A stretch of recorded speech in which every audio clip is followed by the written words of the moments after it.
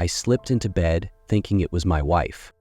I'm a 26-year-old guy, and I've been married to my wife, Megan, who's 25, for about 3 years now. We don't have any kids, and honestly, we're not planning on having any. So here's what went down. My job has me traveling one weekend every month or so, usually leaving Friday morning and coming back early Monday, around 2 a.m. Megan's almost always asleep when I get in, so I just slide into bed, and we wake up together on Monday. After these trips, I get a couple of days off to recover. This time around, work wrapped up earlier than expected, and I came back a day ahead of schedule. Most of the time when I'm away, I'm in areas without cell service, so I couldn't let Megan know I'd be home sooner. It wasn't the first time this had happened, so I wasn't too worried about it. I got in at 2 a.m. on Sunday, slid into bed and hugged my wife. She was naked, and being the guy I am, I couldn't resist grabbing her chest. She's my wife, after all. I heard her let out a little moan, and then Megan said, "Just stay there, honey. I'll be back in a sec."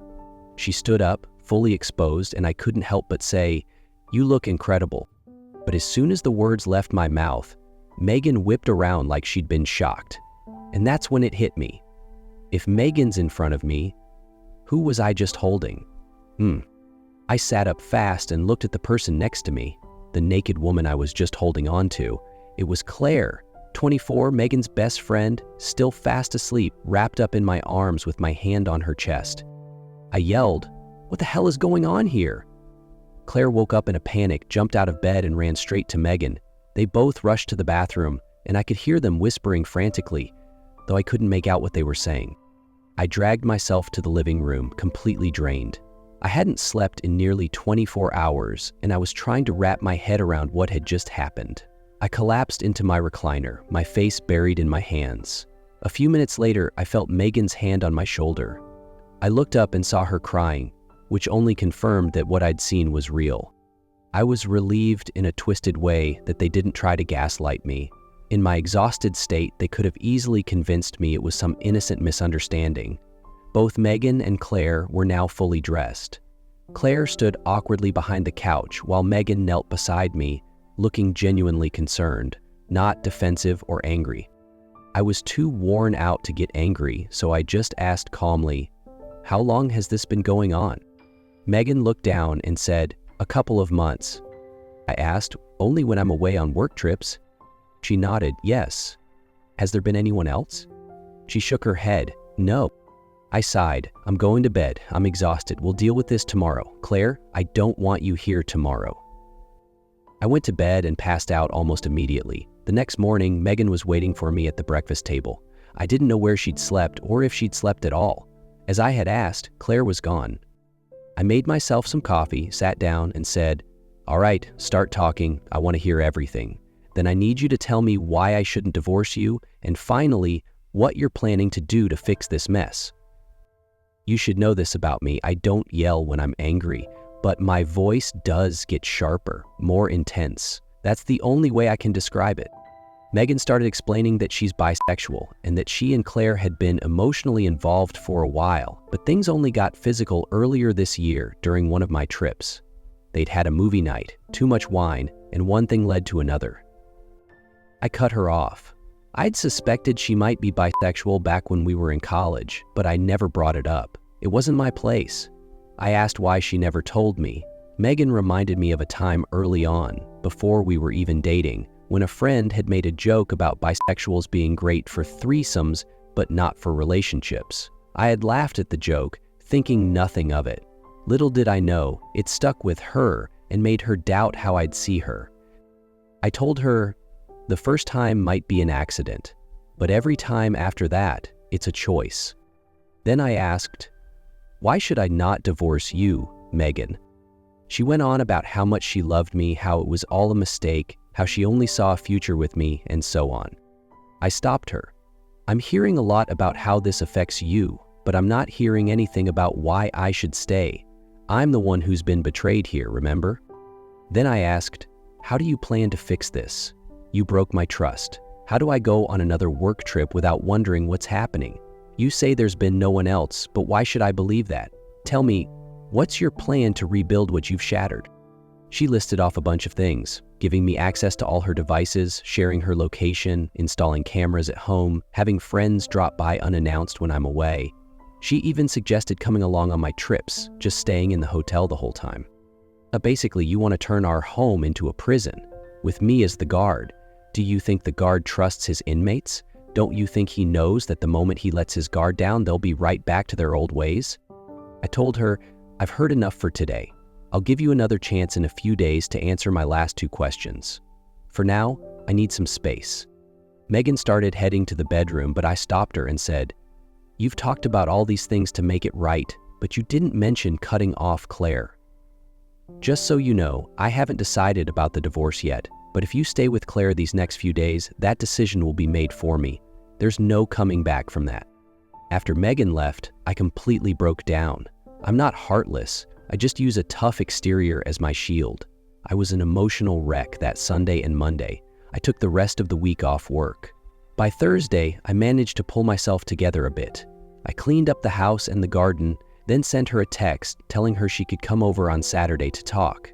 If she didn't show up or at least reschedule, I'd take it as her giving up on us. She showed up at our place around 8:30 in the morning, which is super early for her. I let her in and she sat on the couch while I made her a cup of coffee. "Where did you stay this week?" I asked. "At my sister's," she answered. "What did you tell her?" "I just said we were having some issues and that you needed some space." "Did you see Claire?"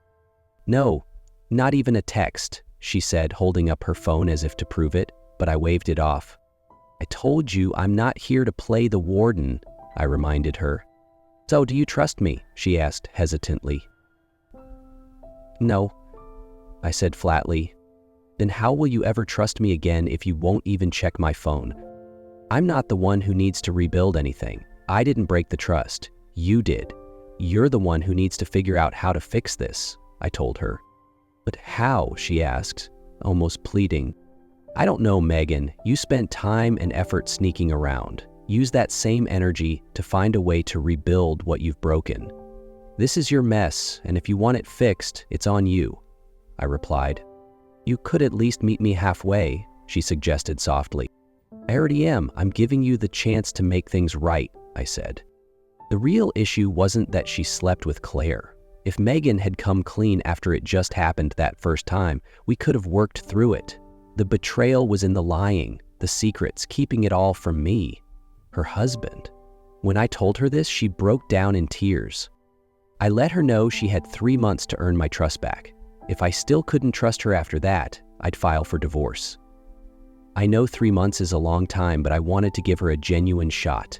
The truth is, I still loved her.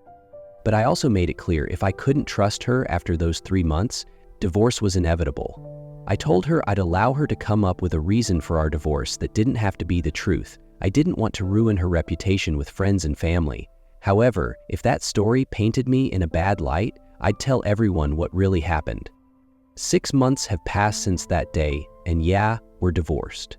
Megan genuinely tried to save our marriage. She put in a lot of effort, I'll give her that. When she moved back home, I didn't make her stay in the guest room, so she continued to sleep in our bed.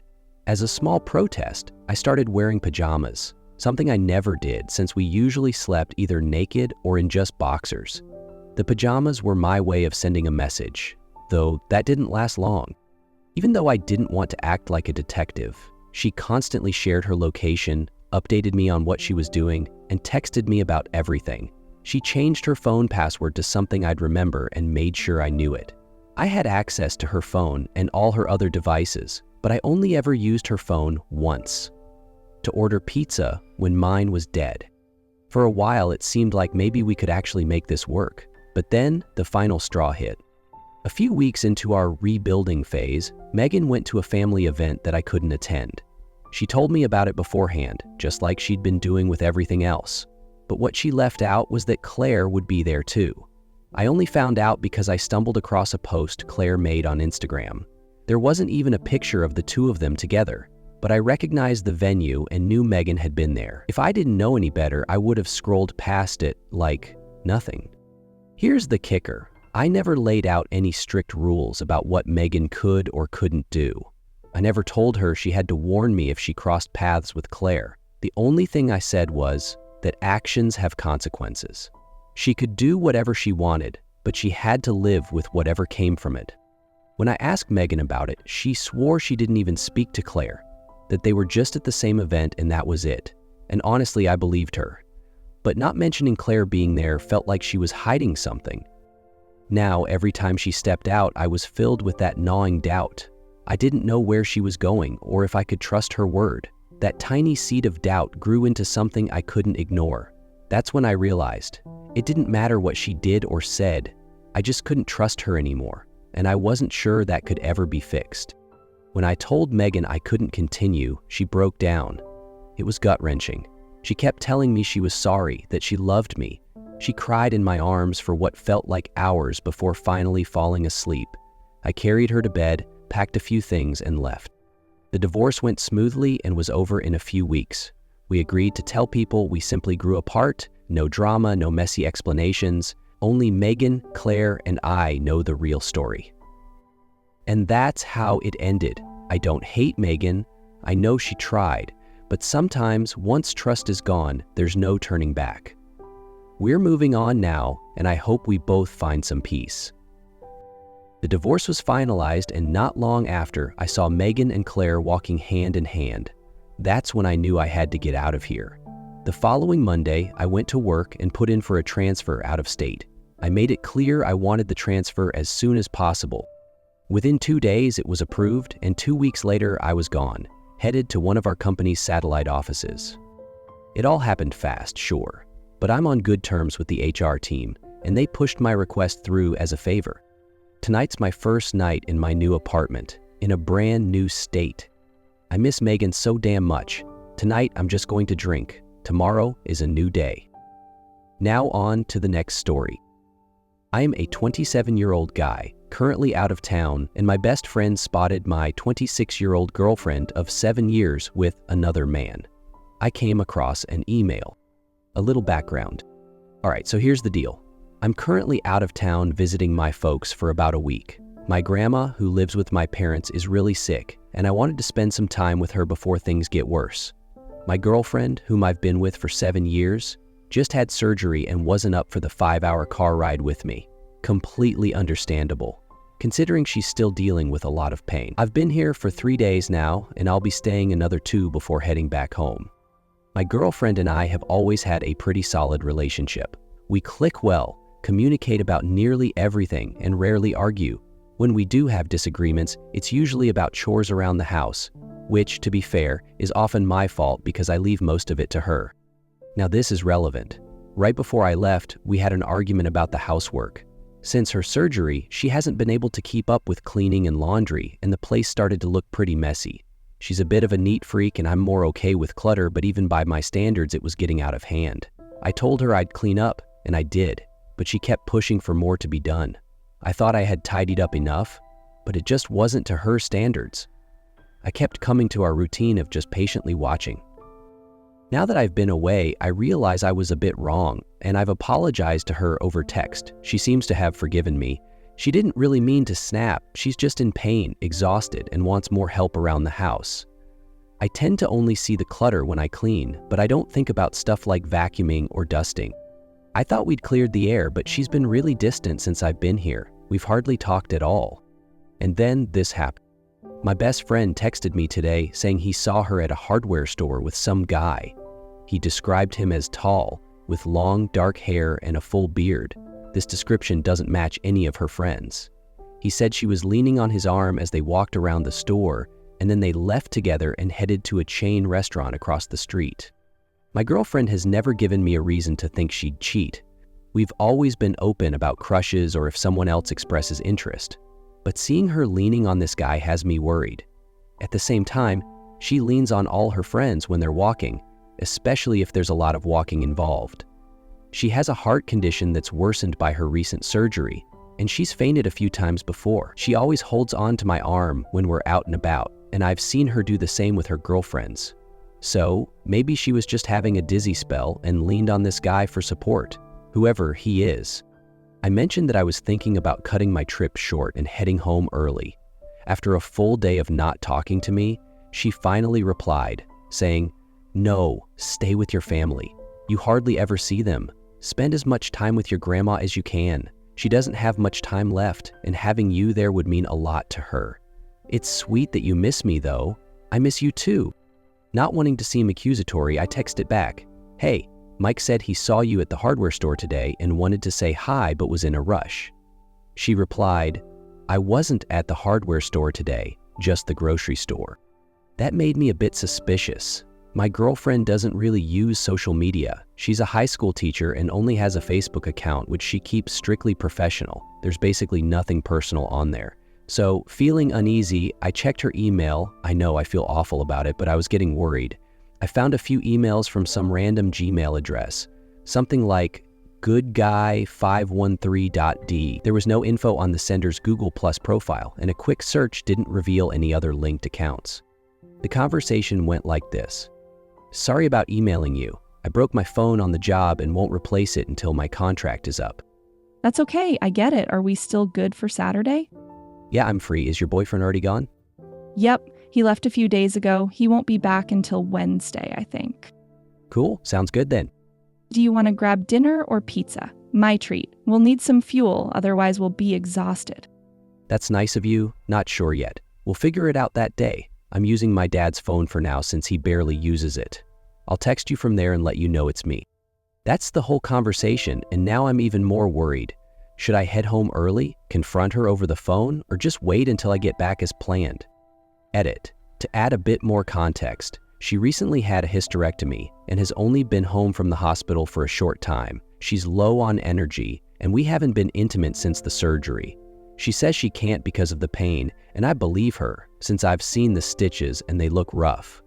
Other than slowly walking, she can't do much. My best friend and his fiancée have been mutual friends of ours for years. We hang out together often, and he knows my girlfriend well enough to recognize her when he sees her. I'm not sure if this matters at all, but a guy can hope. I mean, my birthday is in 10 days. Edit 2. My friend swung by my house and spotted a white truck parked in the driveway. The plates were from a neighboring state, and it was getting pretty late there. Edit 3. He drove by again, and the truck was still there. The plates were definitely from another state, but I know my girlfriend has some family in that area. We don't see her family often, usually just during the holidays, and she's not super close with them. Her family runs a construction business, but they're mostly into laying concrete. I don't think they have carpenters or anything, though I could be wrong. So I'm trying to give her the benefit of the doubt because she's never given me a reason not to trust her. You guys have been a huge support, keeping me grounded through this, so thank you. Some of you think she might be planning a surprise for my birthday, which I'd love to believe. Others think she's cheating, which I really hope isn't true. I don't want to leave early and miss precious time with my grandma. Some of you suggested having my friend check up on her, but I'm worried it might make me seem paranoid if there's nothing going on. Edit 4. Current communication with my girlfriend. I've called her 3 times and sent her a bunch of texts. I wasn't accusatory, just asked what she was up to and if she had any friends over. Basically, here's what's up. We live in a bit of a dead zone when it comes to cell service. It's a small town surrounded by miles of cornfields, so our reception is spotty at best. The last time we spoke, she told me she was doing laundry and working on a quilt she's making for my mom. Both the laundry room and her sewing room are in the basement, where there's absolutely no signal. A little while ago, she sent me a picture of our cat sprawled all over her quilting supplies and another saying she missed me. It's possible she hasn't seen my texts because she's been down in the basement working all day. She can easily lose hours down there between her projects and Netflix. She always calls me before bed when we're apart, so I'm just waiting for that call now. Final edit. Still no call from her, but if she's been in the basement quilting and binge-watching Netflix, that's pretty normal. She can be down there for hours. I don't know if the truck is still there. My friend checked around 9 p.m. and it was still parked in the driveway. I'm not going to make him go out again. I'm thinking of just sticking to my original plan and heading home when I was supposed to. If something's going on, at least I'll have some proof. I'll update you all as soon as I'm able or when I'm allowed to post again. This waiting game is the worst. I'm going to pick up where I left off and walk you through what happened next. My girlfriend finally called me around 1 a.m., apologizing and saying she lost track of time because she was busy. She normally calls me around 11:30. That's when I decided to save the text from Mike, take a screenshot of the email, and confront her when I got home. I figured it was better to let things play out a few more days and spend time with my family than rush back or accuse her on the phone, only to find out she was planning something for my birthday that would probably ruin her trust in me for good. When she called, nothing seemed off. She asked about my family, sent me a few pictures of the quilt she was making for my mom, told me she loved me, and promised to call again in the morning. Monday morning, my grandma took a turn for the worse, and my parents, my brother, and I all went to the hospice to be with her during her final hours. In the very early hours of Tuesday, she passed away from lung cancer. So yeah, if you're reading this, put down the cigarettes. We were basically her only family. My dad's an only child. She didn't have any siblings left, and since she moved in with my parents, she hadn't kept in touch with anyone else. Instead of planning a traditional funeral, we decided to fulfill her wishes and have her buried next to her husband, as she had already pre-planned and paid for in her will. We spent Tuesday gathered in the living room, sharing stories and looking through old photos, putting together an updated album. It was actually kind of nice. Throughout it all, my girlfriend kept in touch with me and even spoke to my parents, who absolutely adore her. During this time, I decided to let go of everything else and focus solely on my family. Opinions on what was happening with my girlfriend were split, but my gut feeling was that she was planning something for me. Some of you said I was sticking my head in the sand, ignoring the possibility that she was cheating, blowing this guy, hooking up with him in my bed, or going on some sort of penis-themed carnival ride, as one of you colorfully put it. Others thought I trusted her too much and that it would end up biting me in the ass. And then there were those who believed I wasn't trusting her enough, letting my friend's observation cloud my judgment. There's a bit of truth in what some of you said. A lot of people wondered if my friend Mike might have it out for my girlfriend or if he had some kind of thing for her. I can assure you that's not the case at all. Mike's been cheated on before, so he's just looking out for me. If I had asked him to confront her, he would have done it in a heartbeat. But even he thought something seemed off. Knowing us as long as he has, I told him to let it be and that I'd handle everything when I got back. If there really wasn't anything going on, I didn't want to risk hurting her feelings when she was just trying to do something nice for me. I let my girlfriend know that I'd be home on Wednesday but planned to have breakfast with my family first. She asked me to call her when I got back into the state. That was the plan, but honestly, I was feeling homesick and just needed to see her, so I hit the road around 5 a.m. With minimal stops and light traffic, I made it home by about 10:30. As I pulled up, the first thing I saw was that white truck still parked in the driveway. I swallowed my nerves and walked up to the front door, trying to convince myself that I trusted her and that there was nothing wrong. When I stepped inside, which opened straight into our living room, I locked eyes with this guy. He was sitting on the floor, cross-legged, wearing sweatpants and a tank top, eating cereal off the coffee table. He looked a bit younger than I expected based on Mike's description, but he had the full beard and long black hair tied back. He looked up and said casually, "Hey man, welcome back." I just stood there, feeling like I was wading through some kind of surreal dream, searching for the right words. Before I could say anything, my girlfriend walked down the hallway, smiled, and hugged me. "Hey, I'm so sorry about your grandma. Any chance you remember my cousin Max? I know it's been a while." I stared at the guy, racking my brain, but I had no recollection of ever meeting him before. I just had this sinking feeling in my gut and said, "I don't think we've met. He's Aunt Ellen's son, the one that lives in the other state." And that's when it clicked. Her Aunt Ellen's husband, Uncle Joe, was her second husband. Ellen had married young but split from Max's dad pretty early on, and Max lived with his father in another state. Max's dad is fully Italian, which explained the look. All I could manage was, "Wow, man, you've really grown up." Max just laughed and said, "Yeah, I've changed a bit." The last time I saw this kid, he was a chubby, acne-covered teenager with neon green hair, wearing a tap-out shirt. He had come out of puberty looking like a completely different person. I think I last saw him 4 or 5 years ago at Christmas. My girlfriend asked if we could talk, so I followed her into our bedroom. She explained that Max was moving back in with Aunt Ellen and picking up a part-time job at the family construction company while planning to attend a local college.